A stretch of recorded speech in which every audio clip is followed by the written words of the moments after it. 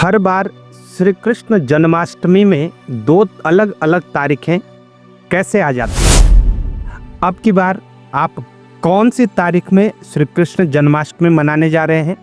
15 अगस्त या 16 अगस्त? श्री कृष्ण जन्माष्टमी के दिन पूजन का समय और कौन कौन से मंत्रों का जप करना विशेष लाभप्रद होता है? स्मार्त कौन होते हैं, वैष्णव कौन होते हैं, स्मार्तों को कब व्रत करना चाहिए?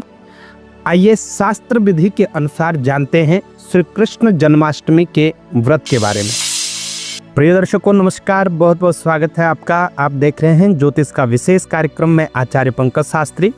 और सबसे पहले आपको ये बता दें कि आजकल हम ऑफिस से बाहर चल रहे हैं, इसलिए वीडियो आप तक पहुंच नहीं पाई, ऑडियो में ही आपको जानकारी प्राप्त होगी। प्रिय दर्शकों, आज का हमारा चर्चा का विषय है श्री कृष्ण जन्माष्टमी के व्रत को लेकर के। हर साल ये दुविधा बनी ही रहती है कि हम स्मार्त वाली मनाएं या वैष्णव संप्रदाय वाली मनाएं। कौन सी जन्माष्टमी शास्त्र सम्मत प्रमाणित है? क्या कहते हैं शास्त्र जन्माष्टमी के व्रत को लेकर के? आइए इस पर हम चर्चा कर लेते हैं। प्रिय दर्शकों, जानकारी अच्छी लगे शेयर जरूर करिएगा, सिर्फ अपने तक सीमित न रखें, सब तक ये जानकारी पहुंचनी चाहिए। तो प्रिय दर्शकों, सबसे पहले हमें ये पता होना चाहिए कि जन्माष्टमी का जो व्रत है वो भगवान श्री कृष्ण को समर्पित है और ये भगवान श्री कृष्ण के जन्म को लेकर के व्रत किया जाता है। जन्माष्टमी का जो व्रत होता है, भाद्रपद मास कृष्ण पक्ष अष्टमी तिथि को भगवान श्री कृष्ण का जन्म हुआ था। भगवान श्री कृष्ण के जन्म को लेकर के अनेक जो पुराण हैं हमारे, चाहे श्रीमद् भागवत महापुराण हो, श्री भविष्य पुराण हो, अग्नि पुराण हो या विष्णु पुराण हो, जितने भी हमारे पुराण हैं और जितने भी धर्म ग्रंथ हैं, उनके अनुसार भगवान श्री कृष्ण का अवतार भाद्रपद कृष्ण पक्ष अष्टमी तिथि बुधवार रोहिणी नक्षत्र और वृषभ राशिस्थ चंद्रमा कालीन, यानी जब चंद्रमा का संचरण वृषभ राशि के अंतर्गत था, टॉरस में था, ठीक रात को 12 बजे अर्धरात्रि के समय में हुआ था। शास्त्रों में स्पष्ट वर्णन है कि सिंह राशि गते सूर्य गगने जलदाकुले मासी भाद्रपदे अष्टम्याम कृष्ण पक्षे अर्धरात्रि के वृष राशि स्थिते चंद्रे नक्षत्रे रोहिणी युते।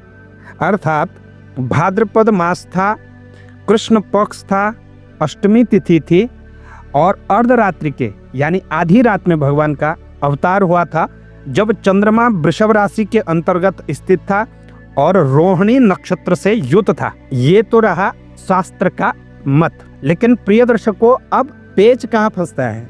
आप हर वर्ष देखते होंगे, हर बार 2 तिथियां विभाजित हो जाते हैं जन्माष्टमी को लेकर के, विशेष रूप से कि शास्त्र कहते हैं कि भाद्रपद महीने की कृष्ण पक्ष की अष्टमी तिथि युत होनी चाहिए और उसी तिथि की मान्यता होती है। लेकिन क्या होता है कि अष्टमी तिथि हर साल या तो अर्धरात्रि व्यापनी नहीं होती है, यानी जब भगवान श्री कृष्ण का जन्म होता है या तो उस समय तक अष्टमी तिथि का अभाव होता है, और यदि अष्टमी तिथि पूर्ण हो तो फिर रोहिणी नक्षत्र का अभाव हो जाता है, यानी आधी रात तक रोहिणी नक्षत्र व्याप्त नहीं होता है। तो या तो तिथि का हमें अभाव मिलता है या तो नक्षत्र का हमें अभाव मिलता है। अब ऐसी स्थिति में 2 दिन में व्याप्त श्री कृष्ण जन्माष्टमी व्रत के विषय में संशय आना स्वाभाविक है।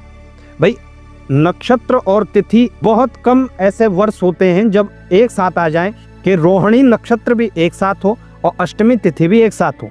अष्टमी तिथि हमें पूरी प्राप्त होती है तो हमें नक्षत्र प्राप्त नहीं होता है, और जब हमें नक्षत्र पूर्ण प्राप्त होता है तो फिर उस समय अष्टमी तिथि नहीं होती है। तो फिर जो है जन्माष्टमी पर जो मतभेद हैं वो निश्चित रूप से आएंगे।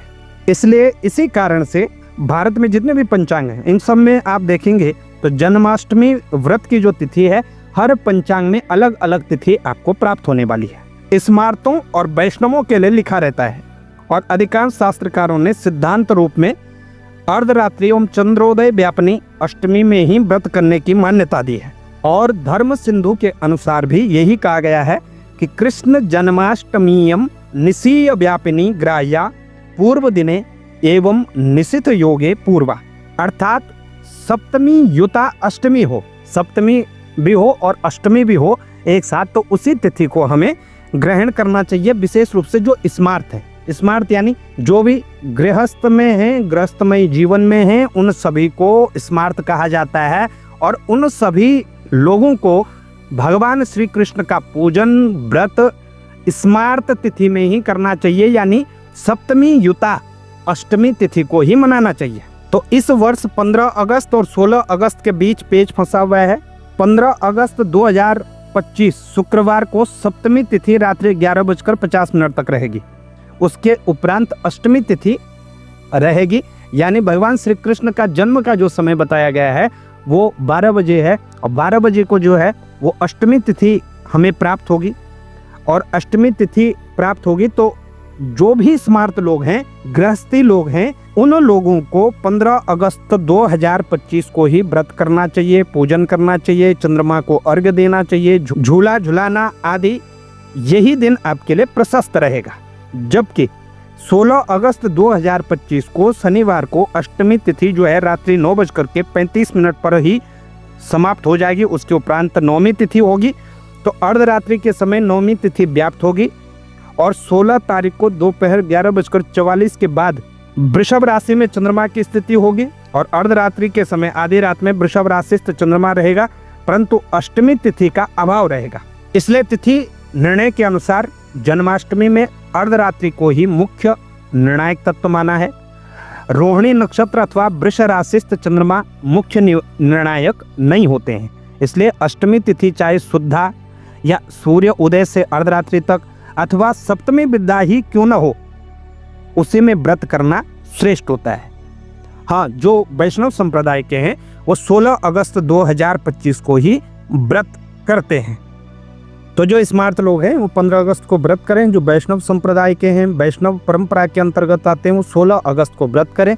और यदि आप दोनों दिन उत्सव मनाएं तो कोई समस्या नहीं। उत्सव तो अपने जीवन में जितने हों उतना बेहतर होता है। अब ये तो रही जन्माष्टमी की तिथि। आप बात करते हैं कि जन्माष्टमी पर कौन कौन से पूजन करने चाहिए। तो प्रिय दर्शकों, जन्माष्टमी तिथि भी अपने आप में एक सिद्ध मुहूर्त है। इस दौरान आप तंत्र मंत्र की साधना विशेष रूप से कर सकते हैं। और जब भी आप व्रत करें, भगवान श्री कृष्ण का पूजन अभिषेक आप अवश्य करें। भगवान के नाम का कीर्तन करते हुए समय व्यतीत करें तो निश्चित ही आपको अनेक पुण्य प्राप्त होते हैं। ज्योतिष शास्त्र के अकॉर्डिंग यदि आप विशेष रूप से संतान से वंचित हैं, संतान का सुख प्राप्त नहीं कर पा रहे हैं, तो गोपाल सहस्र नाम पाठ, गोपाल सतनाम पाठ या संतान गोपाल मंत्र का यथाशक्ति जाप और पूजन करवा सकते हैं। निश्चित ही आपको इस जाप का 100% लाभ देखने को मिलेगा। तो प्रिय दर्शकों, कैसे आपको ये जानकारी लगी हमें उसे बताएं। जानकारी अच्छी लगे शेयर जरूर करिएगा। चैनल पर नए हैं, चैनल को सब्सक्राइब करना ना भूलिएगा। ज्योतिष से रिलेटेड तमाम जानकारियों के लिए आप हमसे संपर्क कर सकते हैं, और पूजन इत्यादि के लिए भी आप संपर्क कर सकते हैं। आज के लिए इतना ही, हमें दें इजाज़त। तब तक के लिए नमस्कार।